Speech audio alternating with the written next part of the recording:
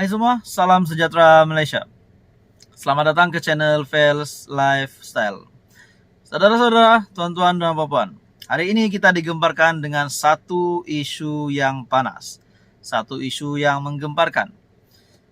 Seperti yang kita tahu di musim perayaan ini, Datuk Seri Anwar Ibrahim sebagai Perdana Menteri Malaysia yang ke-10 mengadakan rumah terbuka di beberapa buah negeri. Dan terdapat satu persoalan yang timbul daripada netizen, daripada rakyat dan terutamanya daripada kepimpinan pembangkang. Mereka andaikan itu adalah bukan rumah terbuka hari raya, tetapi rumah terbuka pilihan raya.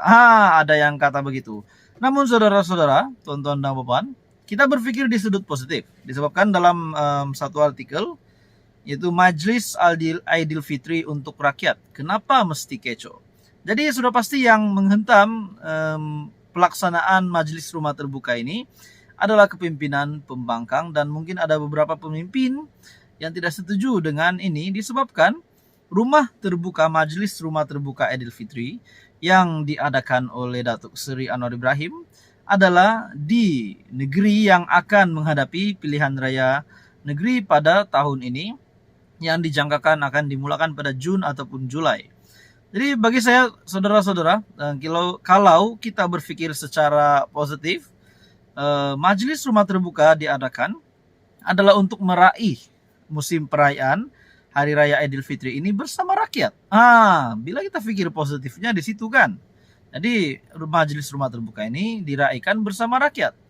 Sebab kita tahu rakyat di Malaysia ini kebanyakannya beragama Muslim dan menyambut hari raya. Jadi sudah menjadi kewajiban untuk seorang Perdana Menteri untuk membuat rumah terbuka hari raya untuk disambut bersama rakyat. Jadi saudara-saudara, dalam artikel ini bagi saya Majlis Aidilfitri untuk Rakyat, kenapa mesti kecoh? Jadi ini pasti menjawab persoalan-persoalan ataupun kritikan daripada pemimpin-pemimpin. Sejak beberapa hari ini memang kecoh tentang sambutan Majlis Rumah Terbuka Malaysia Madani bersama Perdana Menteri yang diadakan di 6 negeri. Tak tahulah sama ada secara kebetulan atau tidak, ke-6 negeri tersebut terlibat dengan PRN yang akan diadakan pada bulan Jun atau bulan Julai. Kalau dihitung dari jangka masa yang ada, memang sudah tidak lama sahaja lagi, dan sudah tentu semua pihak terlibat, terutama parti-parti bertanding sedang giat menyusun strategi masing-masing untuk menang. Pembangkang seperti biasa menjadikan isu majlis tersebut untuk mengkritik tindakan kerajaan yang didakwa mahu menggunakan ia sebagai peluang penting meraih sokongan rakyat. Mereka juga mengkritik Perdana Menteri, kononnya gagal mengotakkan kata-kata supaya tiada majlis besar-besaran diadakan. Turut dibangkitkan ialah mengenai penggunaan wang rakyat untuk menganjurkan majlis besar-besaran tersebut yang juga disifatkan sebagai satu pembaziran. Bagi saya ini bukan pembaziran, sebab ini adalah sebuah majlis ataupun sebuah perayaan yang amat besar di Malaysia.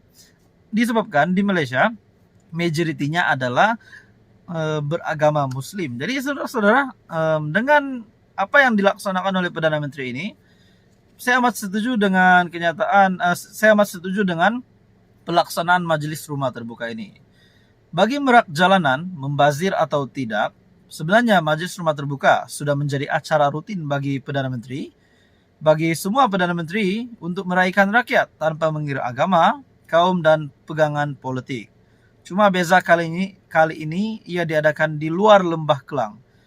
Dan jika pada kebiasaannya hanya orang Lembah Kelang yang berpeluang untuk berjumpa dengan PM serta barisan anggota kabinet, kali ini rakyat di 6 negeri pula diberi peluang. Jadi bagi saya ini satu kejayaan besar untuk Perdana Menteri, sebab beliau telah membuat rumah terbuka untuk 6 negeri.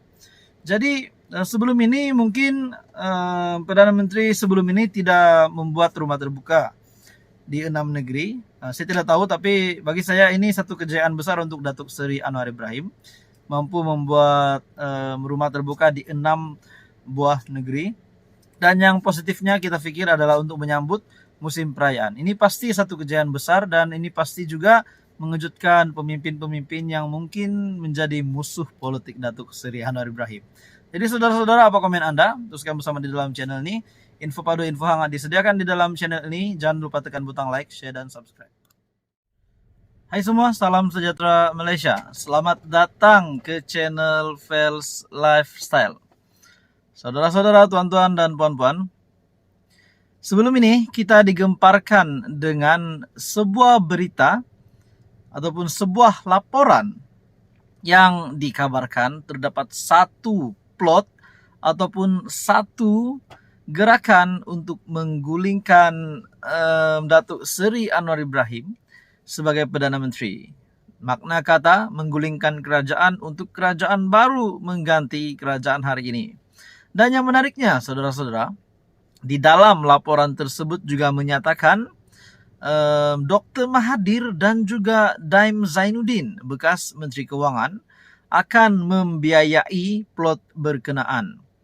Dan yang menariknya lagi, tuan-tuan dan puan-puan, Perdana Menteri yang akan dicalonkan untuk dinaikkan semula adalah Muhyiddin Yassin. Saudara-saudara, banyak timbul persoalan berkenaan dengan laporan ini. Bagi saya ini satu laporan yang amat mengejutkan.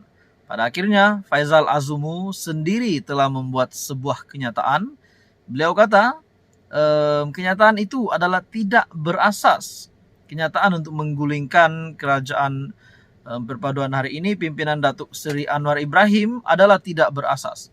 Jadi, saudara-saudara, tuan-tuan dan puan-puan semua, apa yang saya lihat melalui laporan itu, saya amat terkejut setelah saya melihat nama Dr. Mahathir dan juga Daim Zainuddin yang kononnya bakal membiayai gerakan ataupun plot tersebut untuk menggulingkan Datuk Seri Anwar Ibrahim. Akhirnya, saudara-saudara, dalam satu berita susulan yang amat mengejutkan. Berita susulan setelah laporan itu dikabarkan ataupun desas-desus tersebut. Hentikan cubaan guling kerajaan. Utamakan pembangunan negara. Bagi saya untuk waktu ini kita sudah melepasi pilihan raya umum ke-15. Perdana Menteri Datuk Seri Anwar Ibrahim sudah mengangkat sumpah, Menteri Kabinet Kerajaan sudah dibentuk dan banyak sudah dirancang. Bahkan pembentangan belanjawan pun sudah dibentang, belanjawan negara, belanjawan 2023. Kenapa tiba-tiba nak gulingkan lagi? Jadi apa motif sebenar? Kalau benar memang ada plot dan juga gerakan untuk mengguling Perdana Menteri, mengguling kerajaan hari ini. Apa motif mereka? Adakah hanya bermotifkan untuk menjatuhkan Anwar, bukan untuk pembangunan negara? Jadi itu menjadi persoalan ramai. Dalam artikel ini, hentikan cubaan guling kerajaan. Utamakan pembangunan negara. Baru menyambut perayaan Aidilfitri, sudah ada desas-desus mendakwa bahwa terdapat rancangan percubaan untuk menggulingkan kerajaan perpaduan di bawah pimpinan Perdana Menteri Datuk Seri Anwar Ibrahim.